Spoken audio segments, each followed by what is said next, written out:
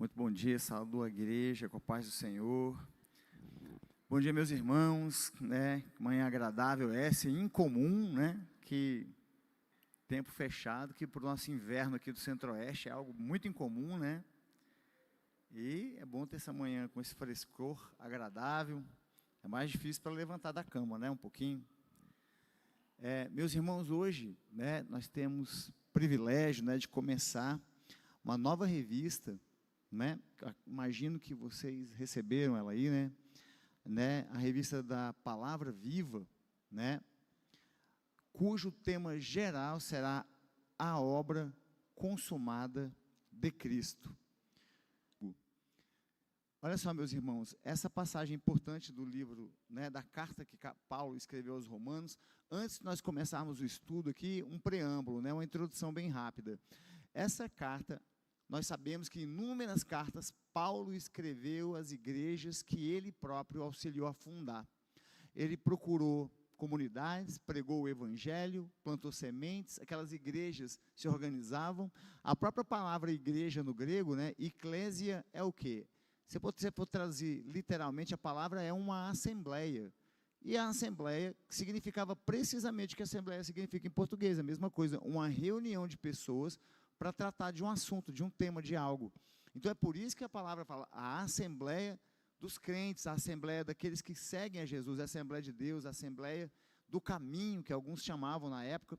Paulo, depois ele seguia na sua viagem para outras comunidades, para fundar outras comunidades, e depois ele recebia informações de como aquela igreja que ele havia plantado estava conduzindo, né, o seu dia a dia, e às vezes ele mandava cartas para eles, para exortá-los, para orientá-los, saudando os irmãos, para contar da própria trajetória dele, o que Deus estava fazendo na vida dele. E essa carta que a gente vai começar a estudar hoje, a carta de Romanos, o que ela tem de diferente de todas as outras cartas? Vocês sabem, meus irmãos, olha só, essa é a única carta que Paulo escreve para uma igreja que ele não fundou. Isso é uma particularidade dessa carta, carta aos Romanos. É a maior epístola que ele escreveu, uma das maiores cartas que ele escreve. Essa carta, quando você vai em livros de história da igreja, inúmeros vultos da igreja, como Lutero, né, Martinho, eles dizem que se converteram depois de ler a carta aos Romanos. Essa carta é poderosa porque, olha só, o cenário histórico que precede essa carta, o que estava acontecendo? Lembra que a gente tinha Roma. O que era Roma? Roma era a capital do maior império que já havia existido até aquela época. A gente está por volta do ano 50, 60, por volta desse período, né? E Paulo queria ir para Roma, já tinha um tempo, tanto que ele escreve na carta que ele quer ir visitar os irmãos que estão em Roma. Lembrando que a igreja era muito jovem. E no início da igreja, a maior parte dos cristãos eram judeus. Os irmãos dão conta disso, sabe por quê? Porque o ministério de Jesus começa entre os judeus. Todos os apóstolos de Cristo eram judeus. Jesus pregava na sinagoga, que era a igreja dos judeus. Paulo, ele vai ser chamado depois de o apóstolo dos gentios. Quem são os gentios? Somos eu e você. Somos todos os povos da terra. São aqueles que tiveram acesso à palavra salvífica, do plano de Deus, por intermédio de Jesus Cristo, e que não eram judeus. Em Roma tinha uma comunidade judaica, e essa comunidade, ela se dividiu em primeiro momento, naquele que parecia ser um movimento renovador da igreja judaica, até que ela tem uma ruptura completa, até que o cristianismo sai e vira uma religião, um caminho distinto daquele, porque tinham pontos que eram irreconciliáveis, e a gente vai falar um pouco deles agora. Mas então você tem lá em Roma, essa comunidade judaica cristã, e você tem os gentios. Lembrando, a capital de um império, tinham pessoas de vários lugares do império. Você tinha, de onde hoje é a Turquia, Império Romano, você tinha, indo para o norte da Europa, até a Bretanha, que onde hoje é a Inglaterra, Germânia, onde hoje é a Alemanha, você tinha o norte da África, você tinha o Oriente Médio, a Ásia Menor. Todos esses lugares eram o quê? Províncias romanas. Muitos embaixadores, representantes desses lugares, iam para Roma. De maneira que era uma cidade, para usar uma palavra contemporânea, cosmopolita. É uma cidade que você andava nas ruas e você encontrava pessoas de vários lugares do império. Pessoas com língua, tradição, cultura diferentes. E essas pessoas têm acesso à mensagem de Cristo Jesus. Agora acontece que o imperador, né, da época lá, Cláudio, o que ele faz? Ele coloca um decreto e expulsa os judeus de Roma. Então todos são obrigados a sair, né? Quando esses judeus saem de Roma, um tempo depois, mais ou menos 5 anos depois do decreto, esse decreto é suspenso, ele cai, e os judeus voltam para Roma. Quando eles voltam, esses judeus, já cristianizados, eles encontram agora aquela igreja que eles tinham deixado diferente. Quando eles voltam, olha, a igreja que a gente encontra agora é diferente daquela que a gente deixou. A igreja cristã, judaizada, e aquela entre os gentios, entre gregos e romanos, principalmente. Você viu ali que Paulo fala, né? Não tenho do que me envergonhar do evangelho, porque ele é o poder de Deus para a transformação e para a salvação de todos, gentios, que ele quer dizer, ele fala, romano ou grego. Por quê? Essa era a síntese daquele universo, tá? Então pronto, essa carta de Paulo encontra esses irmãos nesse momento. Ela tem alguns propósitos. Propósito 1, ela quer unificar esses irmãos, demover esse dissenso existente entre eles. 2, Paulo, ele vai apresentar a si mesmo, vai falar do que Deus tem feito na vida dele, e vai falar também uma coisa muito importante, o terceiro ponto. Paulo, ele vai disciplinar a doutrina cristã em pormenores. É uma das cartas que a gente pode dizer assim, que tem uma das maiores concatenações lógicas em um argumento que Paulo escreveu. E agora você vai perguntar, por que ela é assim? Ela é como você pode fazer uma leitura modulada, pensando assim, como se fosse um advogado defendendo uma ideia, de maneira até que, não agora, mas durante muito tempo, em escolas de direito, a carta de Romanos era utilizada como uma estrutura brilhante de argumentação, onde você fundamenta as ideias, você coloca um preâmbulo, você estrutura uma ideia, você coloca argumentos lógicos. Então a carta de Paulo, por que ela foi escrita dessa forma? Para quem ela era endereçada? Ela é endereçada para esse povo de Roma, que convivia em um ambiente cosmopolita, poliglota, culto, para os padrões da época, tá? Então você tem um povo que lia filosofia grega e que entendia de direito romano. Essas pessoas dessa comunidade, então eram pessoas lidas, diferente daqueles grupos de coração mais simples encontrados em cidades como Betsaida, pequenas vilas pesqueiras, que dificilmente tinham mais, né, de 20 ou 30 casas. E aí, Paulo, ele encaminha esse texto, e a parte que a gente vai estudar hoje de Romanos, que é essa parte que dá nome à nossa primeira lição, que é, não há do que se envergonhar, por causa da escolha de palavras que Paulo faz ali no verso 16, né? Que é, não me envergonhe do evangelho. Aí por que essa escolha, né, de palavra, né? Eu não me envergonho do evangelho. Por que Paulo usaria essa escolha de palavras, né? Bem, vamos lá. Pessoal, Paulo, a trajetória de vida dele próprio é uma trajetória extraordinária. Ele nasceu numa província romana chamada Cilícia, né, na Trácia, onde hoje é a Turquia, mas lá era uma província romana. Ele, por algum motivo, nasceu com cidadania romana. Quem nasce como cidadão romano tem uma série de garantias dentro do código de processo legal, que era muito organizado dos romanos. Mas Paulo logo sai daí e vai para Jerusalém, onde ele estuda na maior escola judaica da época. né? O pastor já falou para nós, né? Um dos maiores professores de teologia da época, né? Da Torá, que era Gamaliel, foi professor dele. Então, ele era um homem que conhecia profundamente a lei judaica, muito provavelmente conhecia a lei, a estrutura administrativa romana, e era um homem que falava grego, muito provavelmente leu os clássicos. Paulo talvez tenha lido Homero. Nós temos Paulo em Atenas depois, e ele vai demonstrar imenso conhecimento, ele vai debater com filósofos. Esse homem, ele não foi evangelizado por ninguém. Vocês se lembram disso, irmãos? Paulo não ouviu uma pessoa, um cristão, que parou ele um dia e falou: olha, você já ouviu falar de Cristo? E Paulo falou para ouvir: não, meu irmão, quem é Cristo? Me fala dele. Não. Quando Paulo encontrou os primeiros cristãos, quando a primeira notícia chegou aos ouvidos dele de que existiam essas pessoas, de uma seita, um movimento interno de ruptura radical dentro da estrutura judaica, ele viu naquelas pessoas hereges que ameaçavam, né, a palavra que ele acreditava, o Velho Testamento. Então, ele, que era fariseu, persegue esses cristãos.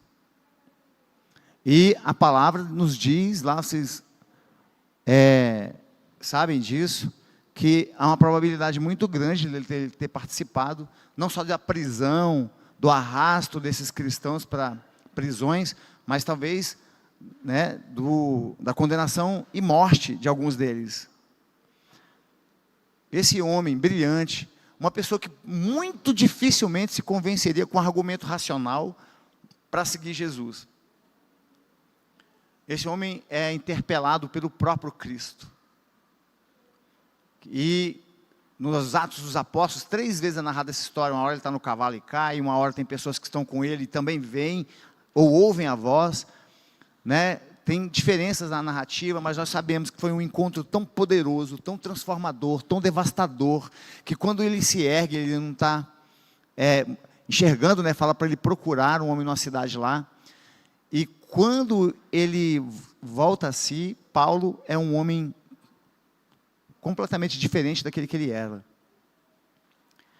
Quando Paulo fala que para esses irmãos de Roma, eu não me envergonho do Evangelho, é como se ele falasse do ponto de vista racional.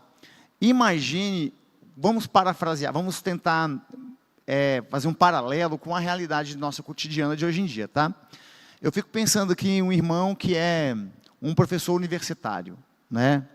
Então, o pastor Yamando deu aula já em faculdades. Quando você está numa universidade e uma pessoa passa por uma conversão e ele começa a falar de Cristo, ele é muito mal visto pelos outros, né? Eu imagino que os irmãos conseguem imaginar isso. A pessoa é como se ela tivesse um decréscimo intelectual, é como se ela fosse agora menos capaz, é como se agora ela tivesse... Mesmo quando é uma pessoa que fala: eu sou agnóstico, eu respeito a religião, eu respeito quem crê, a pessoa sempre olha para você com condescendência, como se ela percebesse que você agora fosse uma pessoa que tivesse se tornado menos hábil intelectualmente de defender uma ideia, né? Então, Paulo vai se dirigir para essas pessoas que talvez eles estão entre gregos convertidos, que conheciam a filosofia. Se você pegar a filosofia clássica lá, ela fala positivamente do quê? Do perdão. Alguns filósofos vão falar para você suportar a dor de maneira estoica, né? Você vai falar ali da importância de perdoar, mas a mensagem de Cristo se restringe a isso. Jesus vem para nós não apenas como um professor, um rabi, um profeta, ele não vem somente assim. Jesus é apresentado como nosso Salvador, e algum elemento nele é completamente distintivo de qualquer outro que tenha vindo antes dele e depois dele. E Paulo vai falar disso nessa carta. Então, Paulo fala: eu não me envergonho do Evangelho. E nós, cristãos, somos instados a isso também, a não nos envergonharmos do Evangelho também. Aqui na igreja é fácil. Lá fora, no mundo, é que é difícil. Né? Na nossa convivência cotidiana, continuar dando testemunho da nossa escolha de fé, no nosso comportamento, e falar de Cristo, um mundo que não quer ouvir, é muito desafiador, é muito difícil. né? Então, vamos lá. Aqui nessa parte que ele fala sobre o cristão de Roma vivia num ambiente impregnado de filosofia grega e por práticas libertinas. Professar o cristianismo no contexto em que as crenças práticas dominantes são contrárias aos valores da fé cristã é muito difícil. Uma coisa muito importante: não era apenas um caldo de cultura intelectual muito sofisticado que você encontrava ali em Roma. Não era só isso. Você tinha, de outro lado, uma cultura moral completamente contrária aos ensinamentos da fé cristã. Em Roma, você tinha rituais para os deuses romanos, e vários deles envolviam rituais que tinham atos sexuais, em vários deles, né? Com grupos de pessoas. Tinha a figura lá do Éfebo, né? Um homem adulto, um filósofo, que escolhia um pajem, um estudante jovem, um menino, de 12, 13 anos, para o qual ele passava a filosofia, e muitas frequentemente se relacionava com ele também sexualmente. Isso era uma coisa normal. Não só normal, como ela era recomendada, como ela era defendida. Alexandre o Grande, o imperador, né, da Macedônia, que unificou a Grécia e dominou o mundo inteiro, foi aluno de Aristóteles, né? E ele próprio, se você pegar escritos do período, que é anterior a Cristo, e foi justamente o período que Alexandre estava dominando toda a Ásia, é que ele leva a cultura grega para lá, e o período que Jesus nasce, nós temos um Oriente Médio profundamente influenciado pela cultura grega, naquele período. Até quando você pega no Evangelho, que foi escrito em grego, bem lembrando, né, irmãos? Todo ele escrito em grego, todas as cartas de Paulo foram escritas em grego, todos os evangelhos foram escritos em grego. Até a revelação de João, né, o livro do Apocalipse, que é a palavra grega, Apocalipse, né, todo ele escrito em grego. Por quê? Por causa dessa influência do período de Alexandre, que é chamado de período helenístico, né? E ali vocês veem que você tem uma cultura radicalmente contrária à fé cristã. Eu pergunto a vocês, esses valores romanos de libertinagem sexual, de escolha livre, muitas vezes justificadas por argumentos racionais, será que ele voltou com toda a força? Será que lá fora ele não está do mesmo jeito agora? Onde valores como fidelidade, exclusividade, que são intrínsecos ao matrimônio, né, são colocados hoje como coisas a serem negociadas, e até vistas como antiquadas, ultrapassadas, e para usar uma palavra demodé, né, que é uma coisa que significa que caiu de moda. Quando você percebe que uma conduta moral está se sedimentando na sociedade como uma prática, é quando as pessoas não têm mais vergonha de explicitar suas ideias, seus pensamentos. Quando as pessoas passam a defendê-las radicalmente, já é um cenário de que ela está sedimentada na sociedade. Agora, mais grave é quando ela passa a ser um modelo de conduta imposto aos outros. Roma era assim. Essa sua conduta, essas escolhas morais que você faz, essas coisas que você diz, vai contra as ideias do império. E aí, ir contra o império era uma das causas que levavam à condenação à morte. Paulo escreve então, né? Não se envergonhe do Evangelho. Paulo vai se apresentar lá, primeiro, ele vai falar do chamado dele. A primeira coisa que Paulo fala, olha, eu fui chamado, e ele coloca 3 pontos dessa convocação que ele sentiu no coração por Cristo. Ele fala que ele veio primeiro como servo. Amados, naquela época, Roma tinha muitos escravos. A palavra servo aqui é a mesma palavra para escravo, tá? Só que o escravo, no contexto grego-romano, é diferente da ideia que nós temos aqui do escravagismo lá do século XVI. Muitas pessoas tinham escravidão porque você era um inimigo que era derrotado, era trazido e escravizado. Você tinha escravidão por dívidas, né, que a pessoa ela estava endividada, então ela era convertida em escravo, até pagar a dívida. Tinham vários casos de escravidão. A diferença que Paulo se coloca, que tipo de escravo Paulo é, que tipo de servo ele é. Porque a palavra escravo, o significado da palavra, o significado semântico hoje, então a gente pode ser invocado, a invocação mental que a gente tem é diferente, é um servo, obrigado a servir. Só que esse servo, então, ele tem uma obrigação que foi imposta a ele. Qual é a diferença da servidão que Paulo se refere a ele próprio? Primeiro, é uma servidão de escolha livre. Parece um paradoxo, né? Parece uma coisa contrária. Como eu posso querer ser um escravo? Como eu posso querer ser um servo? É por amor a Cristo Jesus. Mas por quê? Porque Cristo foi o primeiro. Ele fala, né, que o Filho do Homem veio não para ser servido, mas para servir. E como servo se entregou pela salvação de muitos. Então, primeiro, Jesus é o arquétipo definitivo, o modelo final de servo. E segundo, que no reino de Deus, essa palavra ela é completamente subvertida em seu significado, porque no reino de Deus não existe nenhuma posição social acima do servo. Ela é a máxima. O que contraria e escandaliza esse mundo. Onde nós somos instados cotidianamente a prestar culto à nossa individualidade, a celebrá-la, a colocá-la em pedestais, a superdimensioná-la. Se tem uma coisa que não encontra limite, é o ego humano, é o meu ego, o meu. Isso não tem limite. Tem pessoas que têm egos solares, né? Tem uma galáxia inteira de ego, né? E a gente assiste isso hoje, múltiplas vezes, superdimensionada pela potência que tem as redes sociais. Uma pessoa que está ali, irmãos, é assombroso, você vê, eu me lembro quando o rapaz lá, o Felipe Neto, ficou muito famoso, fora das redes, né? Eu não conhecia, teve uma feira do livro aqui em Brasília, teve uma coisa lá que aconteceu que envolveu o nome dele, eu falei, quem é esse cara que fala o nome dele o tempo todo, né?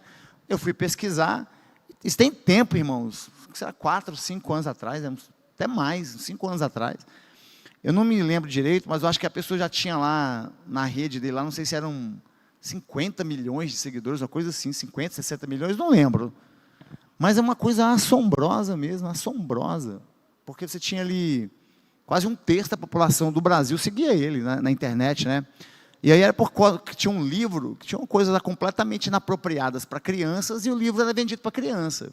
E aí, quando ele foi confrontado, não, mas esse livro não é de criança. Aí, foi ver na internet, ele imitava a foca, ele dava cambalhota, ele fazia brincadeira. Eu tenho certeza, né, que o irmão Fábio não assistiu o cara lá imitando foca na internet. Né? Eu suspeito que ele não ia ver o cara dando cambalhota. Eu acho que não é para a gente. Então, a coisa estava evidente que era para criança, mas quando ele foi confrontado, falei, gente, eu não vou nem dizer o que tinha no livro, para criança. Mas não é. Essas pessoas, aí depois, um tempo depois dessa época, teve eleição aí, e aí esse sujeito foi chamado, sabe, para programas de entrevistas jornalísticos, pessoas que são formadoras de opinião, para pedir o que ele acha sobre a política nacional. Não é um assombro? Sabe, na época do meu pai, o Jornal Nacional, se chamava um economista, né, professor da USP, formado em economia, para falar sobre quais são os rumos da economia do nosso país. Você chamava um professor de ética ou filosofia, vá lá, um psiquiatra, um psicólogo, um sociólogo, para ele abordar quais são os desafios do nosso país, quais são as projeções. Aí você chama uma pessoa, por quê? Não, eu chamei ele porque ele tem 100 milhões de seguidores. Ele dá uma amostra, primeiro, da nossa própria, quando eu falo nossa, gente, como sociedade, da nossa própria pobreza, né, intelectual, nossa serviência a pessoas que, de produtivo, praticamente não entregam nada. E ainda que entregassem, para nossas almas, eles não entregam nada de valor. Para o nosso crescimento espiritual, para a nossa edificação. São essas pessoas que propagam os valores de Roma hoje. E eu lembro de alguns cantores gospel, né, que foram em programas igual, sei lá, da Xuxa, da Angélica, não sei, como eu acompanho muito o programa, e quando a pessoa pergunta para ele mantém fiel, fala, não, por que você não canta música pop? Não, porque eu sou fiel a Cristo Jesus, porque a minha música, o que eu canto não é uma música comum, é um louvor a Deus. Isso, meu irmão, você dá bom testemunho em Roma, entende? Não se envergonhar do Evangelho, continuar sendo servo. E aqui você tem, segundo, Paulo ele é separado. Então, quando Paulo fala que ele é servo, ele é o que lá, gente? Olha, como Jesus, que é o mestre, ter assumido a forma de servo. Se Jesus Cristo, nosso Senhor e Salvador,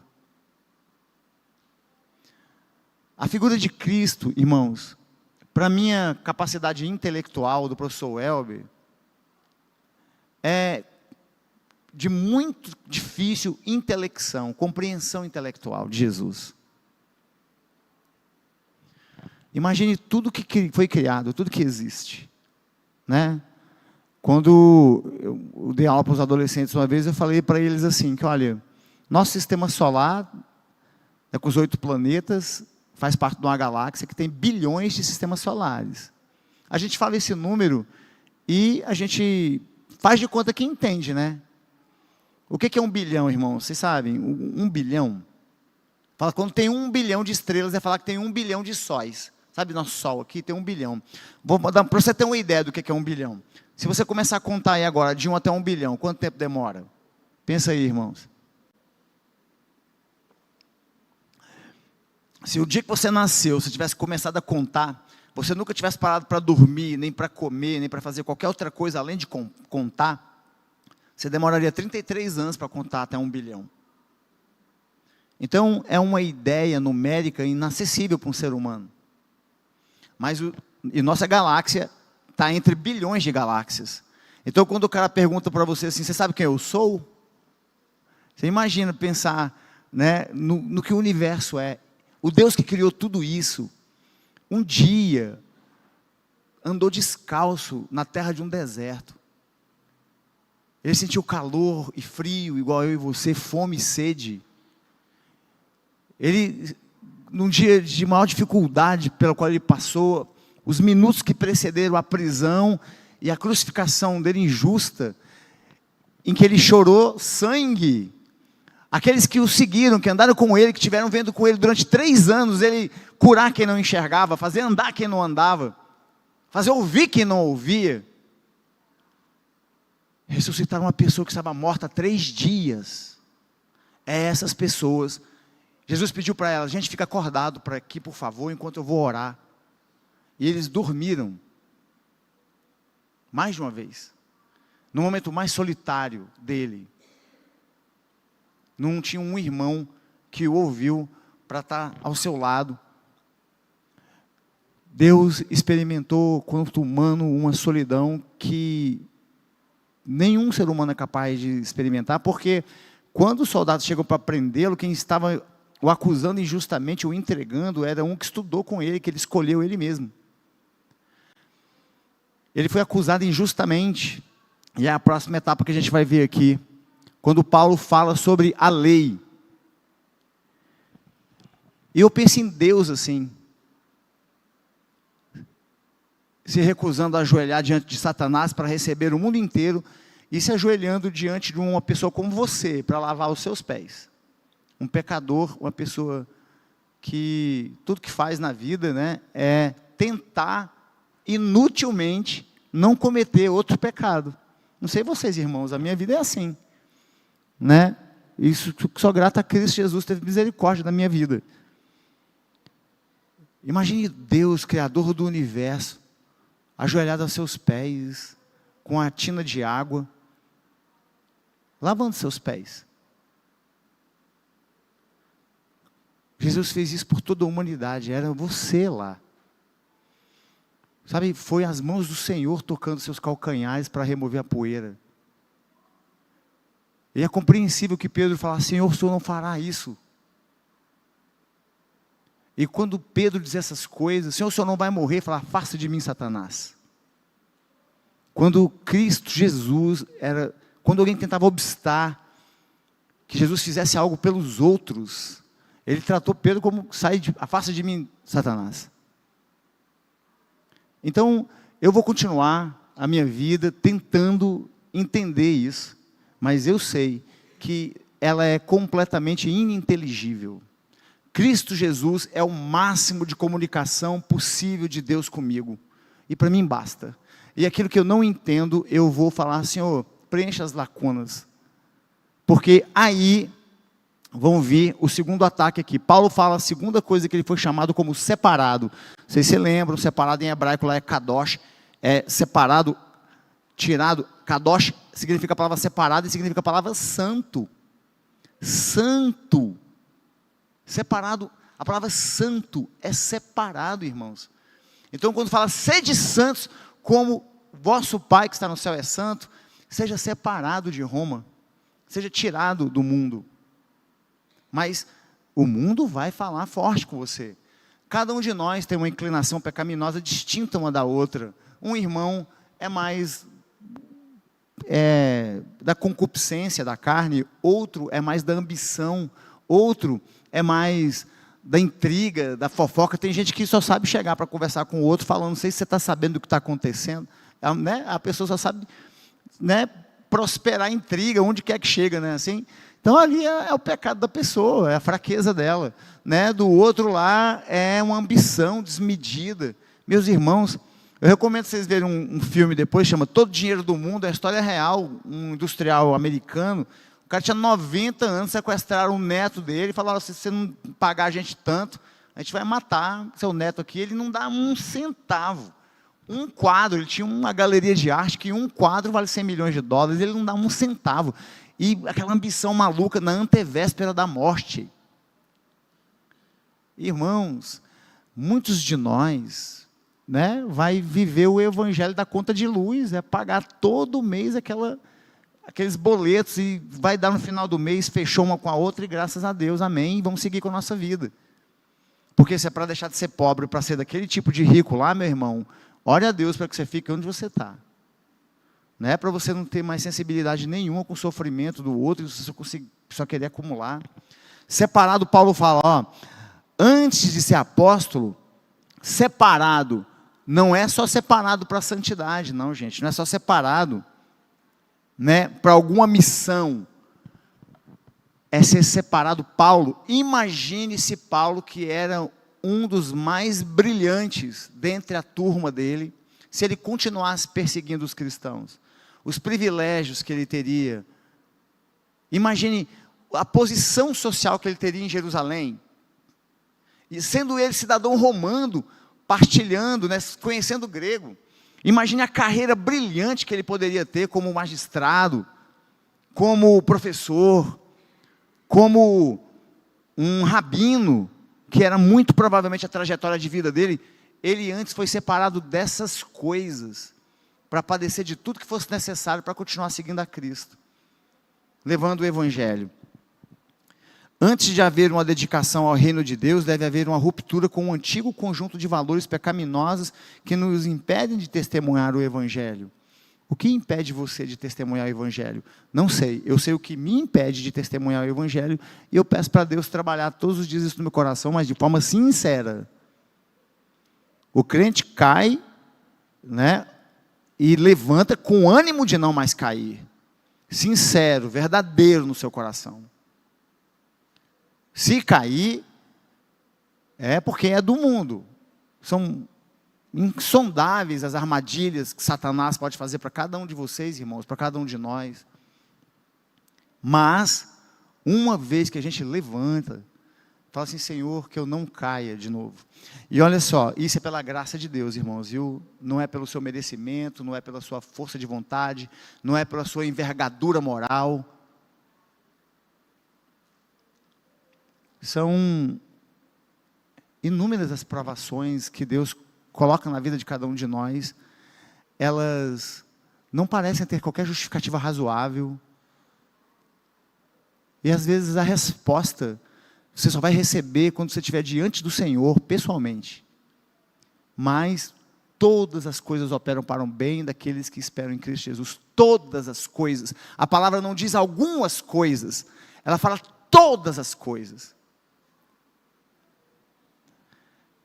E Paulo era disposto, ele escreve aos irmãos de Roma, fala: irmãos, eu tenho tido vontade de estar junto de vocês, mas eu não tenho conseguido ir para aí, porque tem aparecido uma série de dificuldades, impeditivos. Às vezes, terão impeditivos e dificuldades na sua vida, para você dar o testemunho, para você vir para a igreja, para ter aquele ente querido, que você ama, que você gostaria que estivesse te acompanhando, e às vezes não acompanha. Alguns membros da família, que talvez você tenha tido que se afastar, porque era uma pessoa que estava atrapalhando sua caminhada próximo de Cristo.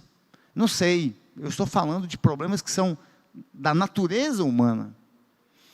Irmãos, Cristo Jesus, Deus encarnado, vai pregar onde? Na Galileia. Imagine uma igrejinha pequenininha, né, que era a Vila da Galileia provavelmente não tinha 10 casas, gente. E Jesus vai pregar lá, e as pessoas, quando veem Jesus pregando, a primeira coisa que o pessoal vê que o que ele está dizendo é uma coisa brilhante. Mas o que as pessoas dizem? Fala: peraí, esse aqui não é Jesus? Porque ele tinha crescido lá. Talvez aquelas pessoas que estavam ouvindo Jesus pregar na sinagoga, tenham visto ele, sabe o quê? Com um martelo, pregos, fazendo uma cadeira ou uma mesa, quando ele era um rapaz de 16 anos, muito provavelmente. E aí eles perguntam: mas esse homem sabido que está aí, não é aquele rapaz que era o carpinteiro aqui? O pai dele não é José?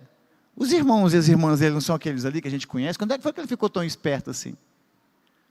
Veja bem, na ânsia de criticar Jesus, né, o tipo da crítica ad hominem, né, criticar ele, esse cara não pode ser tão capaz assim, ele cresceu aqui comigo. Eles fecharam os ouvidos para a mensagem de Jesus. E aí Jesus fala o quê? Vocês se lembram? Jesus fala assim: não tem nenhum lugar mais difícil para um profeta pregar do que na sua terra. E aí a Bíblia fala uma coisa tão pesada, ela fala bem assim: e ali o Senhor não fez milagre algum. Vocês percebem? Não porque ele não era capaz, não porque ele não podia, mas que vocês lembram da passagem lá de pérolas aos porcos, não lembram? É inútil você jogar aquilo, né? É inútil pegar uma pérola, uma coisa tão preciosa, olha que analogia criativa, né? E jogar para um porco, ele vai tratar daquilo como milho. Então, é pesada a analogia talvez, mas tem palavras, irmãos, que você falar de Deus para ele vai ser desse jeito. E sabe onde é que é o pior lugar para você pregar? Não sei quantos dos irmãos aqui vieram de lares evangélicos, não sei. O pai, a mãe, os irmãos, o hábito familiar era frequentar a igreja, o hábito doméstico era falar de Jesus. Eu sei que famílias assim não são nem de longe perfeitas, mas são famílias que criam pessoas muito mais emocionalmente, intelectualmente, espiritualmente saudáveis, muito mais preparadas para os desafios que o mundo traz, muito menos propícios, né, a serem derrotados em definitivo pelo mundo. Não é que você não vai ter prova, terá. Paulo fala: olha, conheça a mensagem. Paulo sabia quem ele era e qual era o seu serviço. Ele não vivia uma crise vocacional. Essa parte eu vou acelerar um pouquinho aqui, mas o que vai passar nessa parte da apostila, lá da nossa revista? Ela fala o seguinte: olha, Paulo vai começar falando, gente, tudo que eu estou dizendo aqui está no texto lá, vocês leem depois, tá? Paulo vai falar assim, como ele foi vocacionado. Paulo vai falar que ele não se envergonha do evangelho. Paulo vai falar que o evangelho de Jesus é força de Deus pelo qual ele salva a todos. E quando ele fala gregos e romanos, ele está dizendo a todos mesmo. Não precisa ser judeu, você não precisa ser circuncidado, você não precisa comer kosher, né? Você não precisa guardar o sábado. Basta crer em Cristo Jesus, que aquele que crê em Cristo Jesus tem condição de salvação. Uma promessa antiga, ele vai falar a Paulo: olha que coisa, gente, Paulo cria um tratado teológico, doutrinário, onde ele vai fundamentar a fé cristã. Jesus, quando é crucificado, ele não tinha deixado uma religião. Jesus não fala nenhuma palavra assim: olha, vocês vão fazer um templo de tantos metros, tantos de pé direito, a toga que a pessoa vai vestir, a estola que a pessoa vai vestir, as cores dos tecidos. Jesus não falou nada sobre isso. Jesus instituiu 3 coisas que tem que ter em qualquer altar de qualquer igreja, você pode encontrar, é bíblico. A água, que é do batismo, vinho e pão. Qualquer outra coisa que você colocar, coloque, mas não é bíblico. Né? Depois de Jesus, não tem que ter um menorá, um candelabro de ouro, não precisa ter. Altares. Não significa que isso não seja uma coisa que foi importante para Deus na palavra. Lá atrás, no pacto dele com Abraão, ele fala: Abraão, você vai fazer uma estela de pedra. E ele, entre pormenores, ele fala: você não vai usar ferramenta para fazer. Você vai usar só as pedras mesmo. E depois você não vai fazer escada. Para quê? Para a pessoa não subir lá e não mostrar sua nudez, que as pessoas não tinham roupa de baixo. Subir no lugar alto, para a pessoa ficar lá embaixo. Então, veja que Deus, para ele é importante a forma também ali. Então, é uma coisa que o culto a Deus, como ele é feito na igreja, é uma coisa que Deus se apraz. E hoje em dia nós sabemos que, infelizmente, é com dor no coração que eu falo, que tem alguns lugares que transformaram isso aqui no Cirque du Soleil, né? Tem tudo lá. Um monte de informação, cores, sons, efeitos especiais, para seduzir as pessoas, para levá-las para a igreja por um caminho que não é bíblico, que é o evangelho. E se você sai da igreja, e você sai assim, sem ser confrontado com nada, todo dia, alguma coisa está errada no evangelho que estão pregando para você. Né? Então, olha só, Paulo vai falar, a promessa de Cristo Jesus é uma promessa antiga, ela está no Velho Testamento. Irmãos, mas Paulo vai falar bem assim, sabe esse Cristo Jesus que eu estou pregando para vocês, meus irmãos em Cristo, aqui meus irmãos judeus, esse Cristo Jesus foi prometido no Velho Testamento, em várias passagens, mas ele não vai citar Isaías lá, lembra de Isaías? E um filho, né, nos foi dado, e será chamado maravilhoso conselheiro, Deus forte, príncipe da paz, 700 anos antes de Jesus nascer. Mas Paulo não usa essas passagens bíblicas, ele vai usar, olha, eu estou testificando que esse Cristo Jesus, que eu estou falando, é o prometido nas Escrituras, por quê? Porque ele foi o único que ressuscitou, ele venceu a morte, ele prometeu para nós que faria isso, e ele fez. E Paulo, enquanto Cristo andou na terra, Paulo nunca se encontrou com ele individualmente, né? Ele é convertido sem conhecer os apóstolos. Depois ele vai procurar por eles para se apresentar, e os apóstolos não querem receber ele, está lá em Atos. Fala, não, isso aí deve ser alguma armadilha, esse homem matava os crentes, matava cristãos.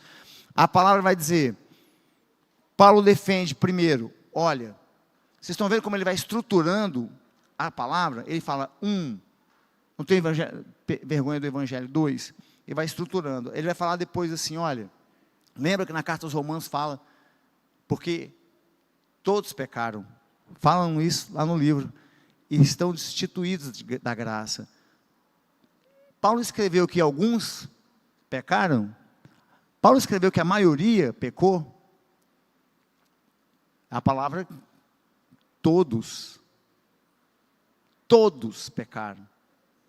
Então, não há nenhuma figura na história da trajetória da igreja, não tem o vulto mais importante do Velho Testamento, não tem patriarca, não existe seguidores posteriores de Jesus, ainda que tenham dado a vida por ele, e morrido pela edificação da igreja, que essa frase não valha para ele, todos pecaram.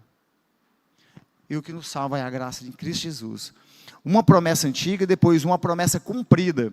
Paulo vai falar, é uma promessa que Deus se refere ao envio de um descendente que salvaria os pecadores arrependidos. Jesus tinha uma dupla natureza, isso foi controverso lá no início, porque existiam teólogos que queriam distinguir isso. Por quê? Imagine um judeu convertido, imagine uma pessoa que falara que Deus virou um ser humano, que dormiu em cama.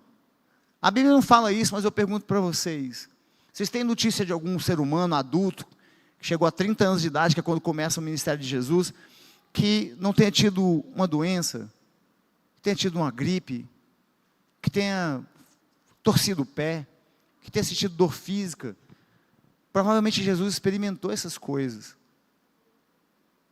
Quando Jesus foi criança, ele deve ter brincado com outras crianças. um experimento que não existe paralelo em nenhuma outra, sabe, história religiosa de nenhum outro povo. Os deuses dos outros povos são poderosos, com seus martelos que evocam trovões, né? Suas lanças são gigantes. O seu Deus sangrou por você. E isso é um assombro, meus irmãos. E a compreensão esse momento de sofrimento tão devastador, é a apoteose, é o momento, é o ápice, é o cúmulo, é o pináculo do plano salvífico de Deus para nós. Ali ele leva todos os pecados que foram cometidos antes e depois. No passado o Senhor tinha tentado, Deus tentou varrer o pecado da terra, matando todo mundo afogado. Foi inútil. Aí, a outra aliança, essa é definitiva e eficaz. A que salvou toda a terra, porque só o Deus podia levar sobre ele todos os pecados. Porque ele precisava, Deus é onisciente, onipotente, onipresente, Deus basta a si mesmo. Precisar, com meus olhos humanos, eu olho e falo, não precisava. Por que ele escolheu? Porque esse Deus, né, que não habita em templos, porque está na palavra dele. Aqui na carta aos Romanos, Paulo fala bem assim, o judeu conhece ao Senhor, conhece a Deus pela palavra e pela lei. E o gentio também ele também não pode se excusar, não pode ter desculpa de que ele não conhece, porque ele vê a natureza. Olha que palavra poderosa. Então você vê o céu, você vê as estrelas, você vê o ciclo, sabe, circadiano das estações, o comportamento dos animais, tudo que é ordenado de uma maneira tão precisa, como um relógio suíço, e você não acreditar que tem Criador. Então, nós sabemos que tem um Criador. Paulo diz assim, olha, que Paulo tinha total convicção na mensagem que ele estava exclamando. Deus salva pecadores por meio de seu Filho Jesus Cristo, que tem uma dupla natureza, uma humana, e Paulo fala lá, sobre a natureza humana, Cristo, ele é descendente de Davi, na carne, como está prometido no Velho Testamento. Deus fala para Abraão, não é? Abraão, olha, leva seu filho para sacrificar. É um das grandes, colocar um best-seller da Bíblia, né?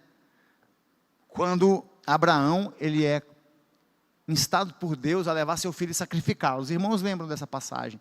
Ela é muito importante, porque ela é fundamentadora de uma aliança que Deus faz com um homem, um ser humano, como ele nunca tinha feito antes. Deus falou para Abraão, olha, vou separar você de todos os outros, vou dar para você uma descendência numerosa. Imagina o plano que Deus tinha para Abraão. Então, você se lembra quando pede para ele sacrificar o filho Isaac, ele levanta a faca, assim, ele vai com o filho, né? E o filho vai perguntando, mas pai, mas onde é que está o cordeiro que nós... Você faria isso, meu irmão? Né? Imagina a irmã Vera, o William, e Deus perguntar, eu quero que você sacrifique ele para mim. Porque Abraão não sabia que o plano do Senhor para ele era diferente, ele não ia permitir aquilo. Mas ele foi convicto, e quando ele chega ao pé da montanha com seus servos, ele fala, agora vocês ficam aqui, que eu e o moço vamos subir. Ele não fala, eu e meu filho. Porque provavelmente Abraão tinha colocado o único filho que ele tinha, varão, filho mais velho, que para um judeu era tudo, no lugar de Deus. E ali no sopé da montanha, quando ele fala, eu e o moço, eu e o rapaz vamos subir, ele já tinha tirado aquilo. Ele já estava convicto do que ia fazer. Onde é que está o cordeiro do pai? Que a gente vai sacrificar. Meu filho, Deus vai prover. E o anjo do Senhor deteve a mão de Abraão e Deus fala para ele, por você, Abraão, todos os povos da terra vão ser benditos. Eu darei para você uma descendência tão numerosa quanto as estrelas. O povo judeu, durante a Segunda Guerra Mundial, morreram em campos de concentração, em fábricas criadas para matar seres humanos. Nunca na história da humanidade existiu nada parecido com aquilo. Era a engenharia civil alemã, a estratégia administrativa alemã, as mentes mais brilhantes do seu tempo, um povo que tinha dado Hegel, um povo que já tinha Nietzsche, um povo que já tinha Wagner, esse povo, Kant, talvez os maiores filósofos de todos os tempos, esse povo fez essa escolha. E criaram, imagine engenheiros sentados numa mesa, mas não é possível matar 100 mil pessoas num dia, como é que a gente vai fazer isso? Irmãos, quando estiver próximo, vocês me falam que está pertinho aí, que a gente já termina, tá? Olha, sabe quantos judeus moravam na Alemanha? Nos anos 40, nos anos 30? 500, 600 mil judeus. E Hitler fala, tem que matar todos.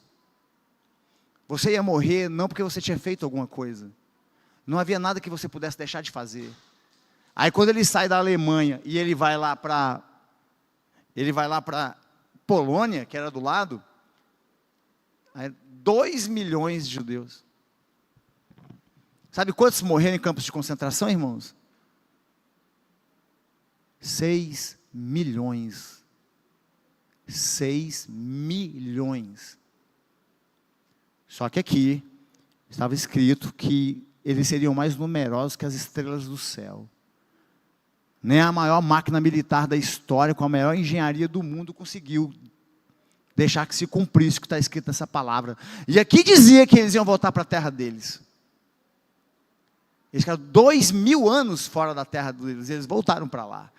Eu acho assombroso a pessoa ler esse livro se confirmando a cada dia, e a pessoa fala que doido é quem acredita na Bíblia. Na época de Jesus falaram, vocês vão ouvir sobre guerras, vocês vão ouvir sobre rumores de guerra, vocês vão ouvir desastres, vocês vão ouvir coisas pavorosas de filhos fazendo com a mãe, o pai com o filho, e não vai ser o fim, tá? Na época da Pax Romana, os romanos tinham criado um ambiente de paz dentro do império sem paralelo na história humana. Fora dos muros de Roma estavam os bárbaros, tudo bem, mas dentro do Império Romano era a Pax Romana. Falar sobre isso naquela época que Jesus falou, era uma pessoa doida. É igual o cara falar, vocês vão ver nave espacial descendo do céu, tacando raio laser em todo mundo, o pessoal, esse web é doido. O que Jesus falava naquela época estava em total desconsonância. Irmãos, o cristianismo tinha tudo para ter fracassado. Todos os predicados para não ir para frente, tudo que tinha de, sabe, qualquer coaching da época ia pegar os seguidores de Cristo e falar, para de falar isso, que você, como é que vocês querem, qual que é a sua ideia? É fazer prosperar essas ideias aqui, então vou te ensinar, não fala isso, não fala aquilo, não fala de ressurreição, nem grego, nem romano, nem judeu, ninguém acredita nisso. Mas eles falaram assim, mas eu vi Cristo vivo.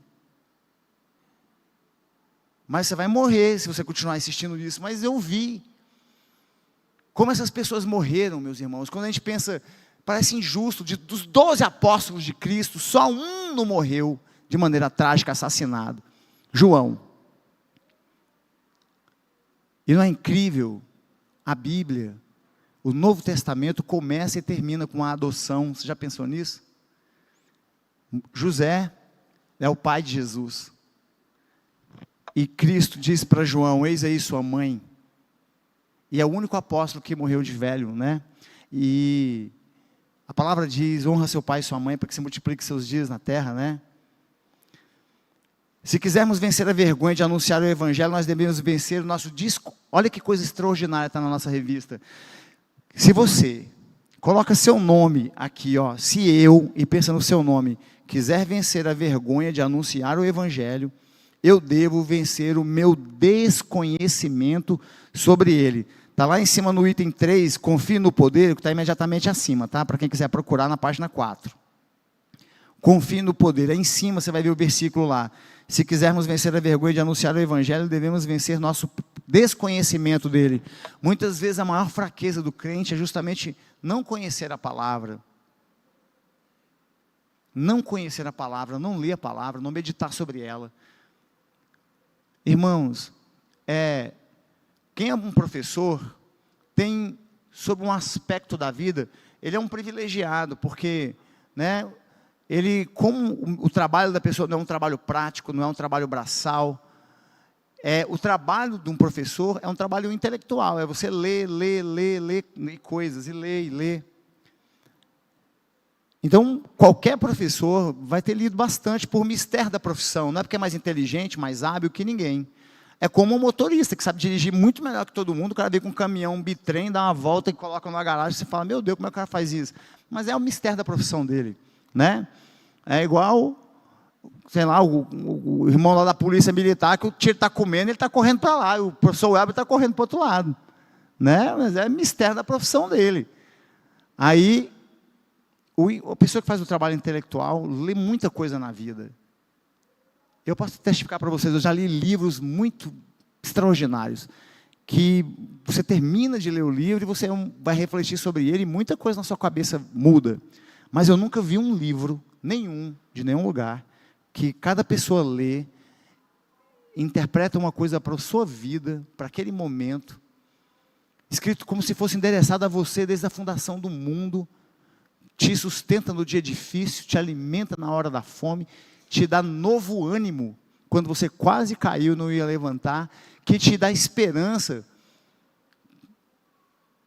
Esperança.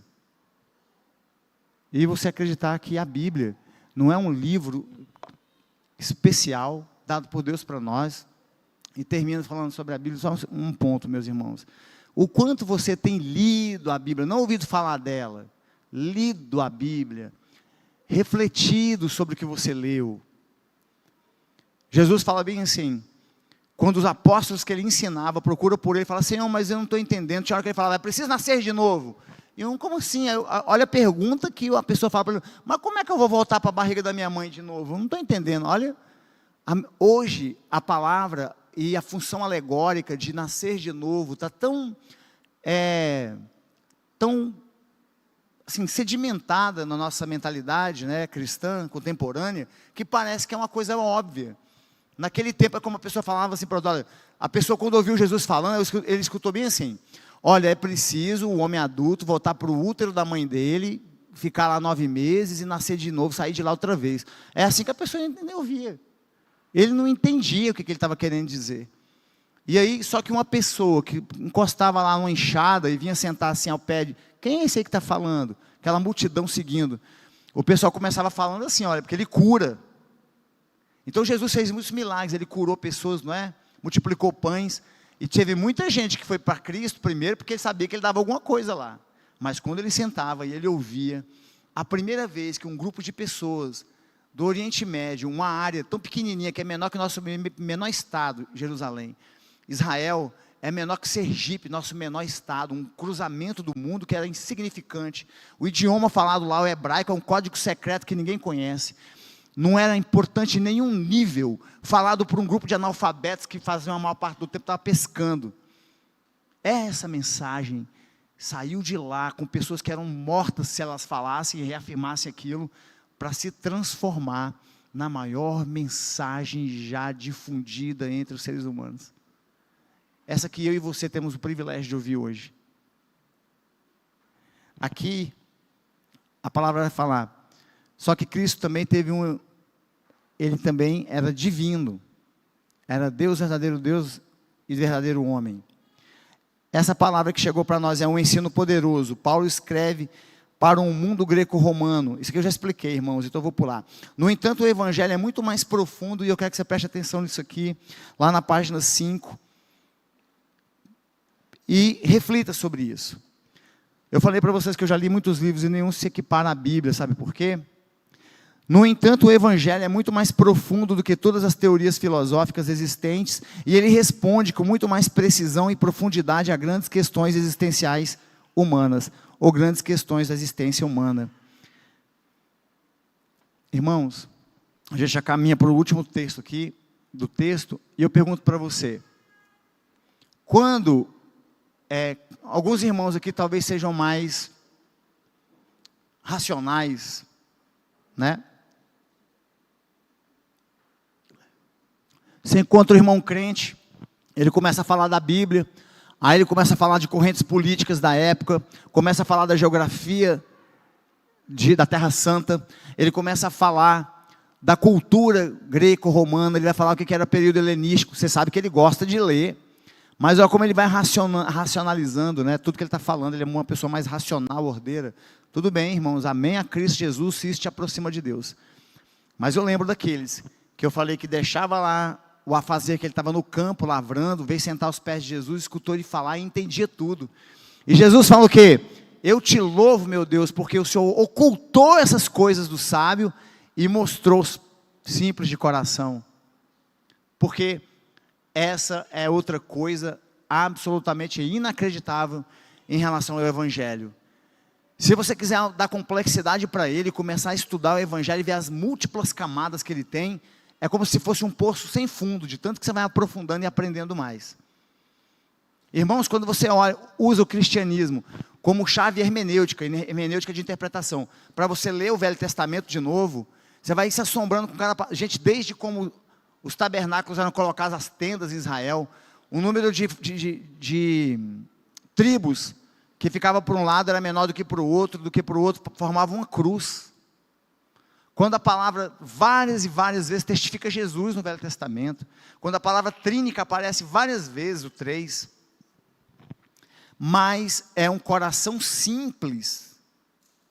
Um coração simples é o terreno mais fértil para o Evangelho. Um dia, um jovem de 30 anos, numa seara de sábios intelectuais, de estudiosos da Torá, de sumos sacerdotes, esse jovem chegou com um grupo de pessoas que mal sabiam articular duas palavras, incapazes de convencer uma pessoa argumentando de qualquer coisa. Sentaram num campo e Jesus, esse jovem, começa a falar. E ele fala uma mensagem que caiu como uma bomba atômica na cabeça daquelas pessoas. Elas nunca tinham ouvido, lendo a Torá, lendo os livros de Gênesis lá, até os profetas menores, até Zacarias. Alguém falar assim: ama seu inimigo e ora por aqueles que te perseguem. O Sermão da Montanha, a síntese do ensinamento de Cristo, caiu como algo tão devastador, que o coração e as mentes daquelas pessoas não estavam preparadas para aquilo.